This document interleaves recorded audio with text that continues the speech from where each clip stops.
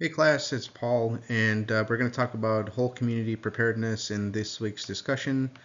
And it revolves around how having different communities or communities in general be prepared for anything that comes their way, whether it be terrorist attacks, natural disasters, war, meteors, anything that. Well, obviously, if it's a really big comet, it really doesn't matter.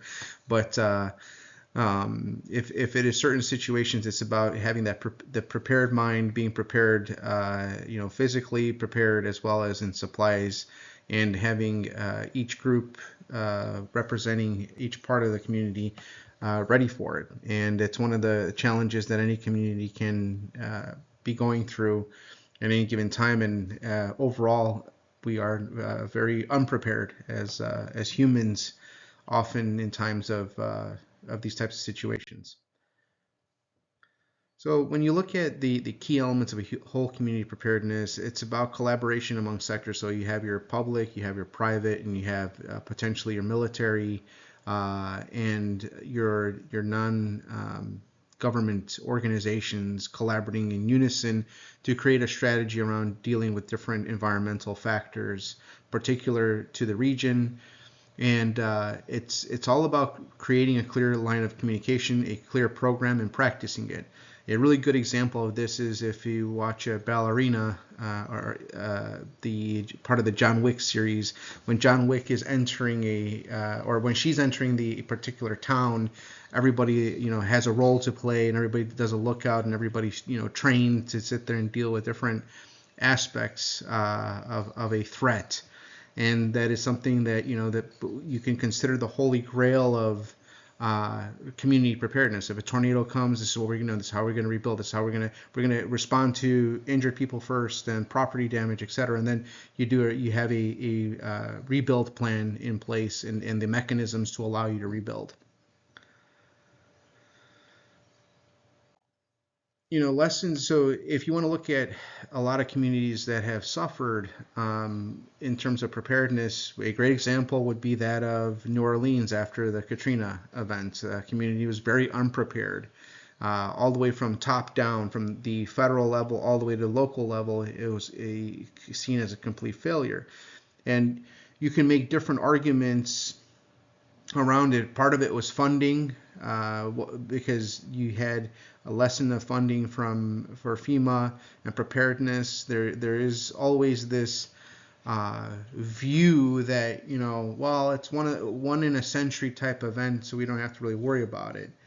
And that's one of the things that we as humans completely underappreciate, that when you have all kinds of events happening and potentials, you have to plan for them and you have to be mentally prepared for them. That's how you build the resilience. Is if you're mentally prepared for them, when they come, you'll know what to do. You don't freak out. You don't sit there and say like, "Oh, somebody else has to do it." I mean, one of my favorite pastimes from a local level, because I live in rural America, is watching our local community post page on Facebook, and there's this viewpoint of, oh, it's somebody else's problem. Oh, somebody needs to go handle this.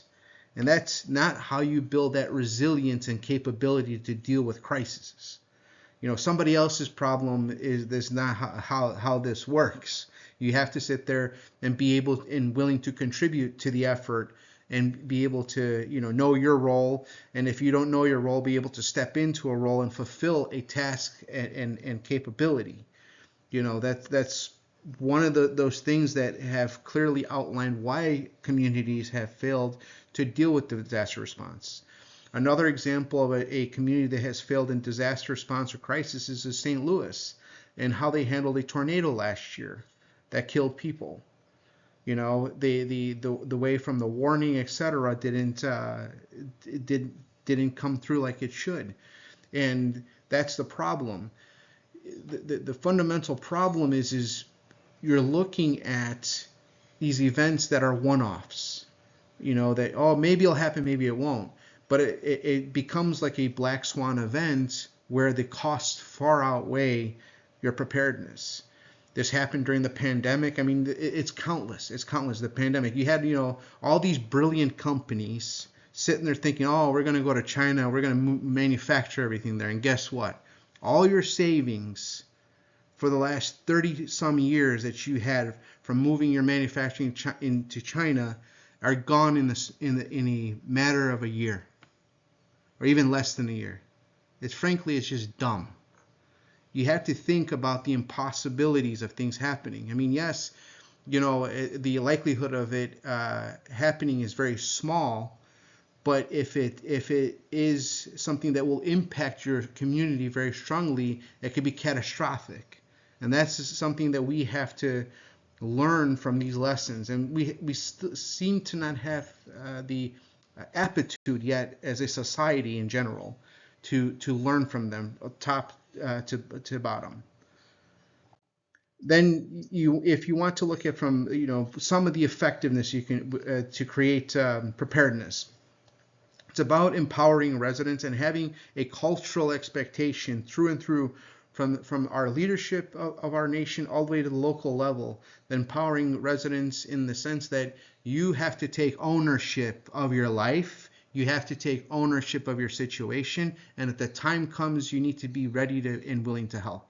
It is a cultural thing, and it's something that is built over time. It's not something like you tell everybody, hey guys, yeah, I want you guys to be ready for a tornado next week. It's something that is continuous. It is a value building exercise from the top to bottom.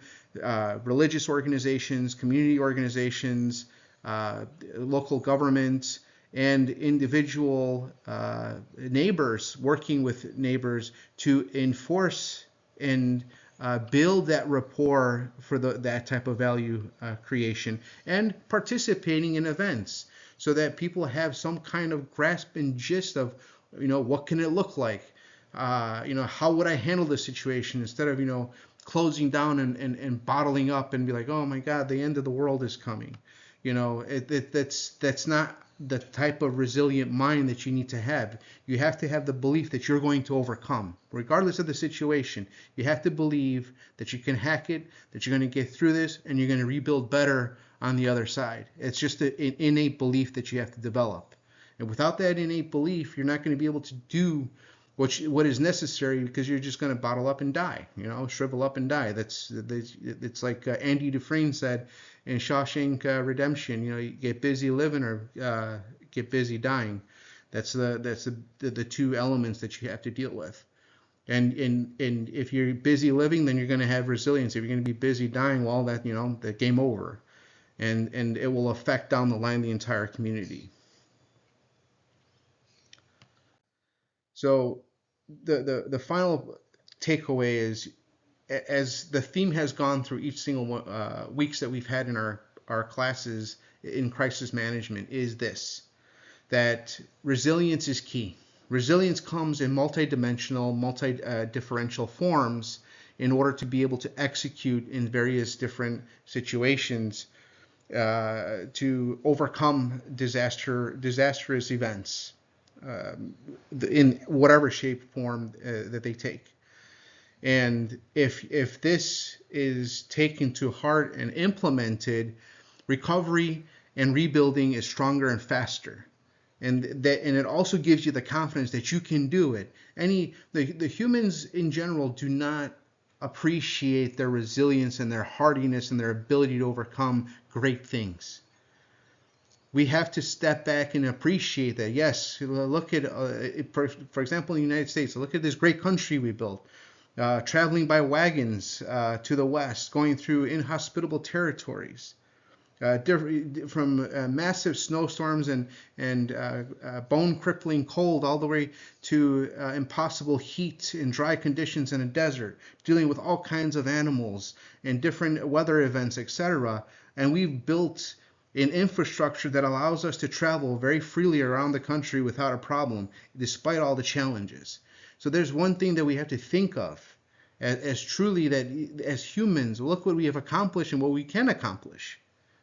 And if you have that belief that you can accomplish great things no matter what and build that resiliency in, then you're unstoppable, no matter the difficulty of the situation, even if it's completely cataclysmic. It's just the belief that you can hack it. So that's my take on the community resilience and preparedness, and I hope you guys enjoy it, and I look forward to the comments.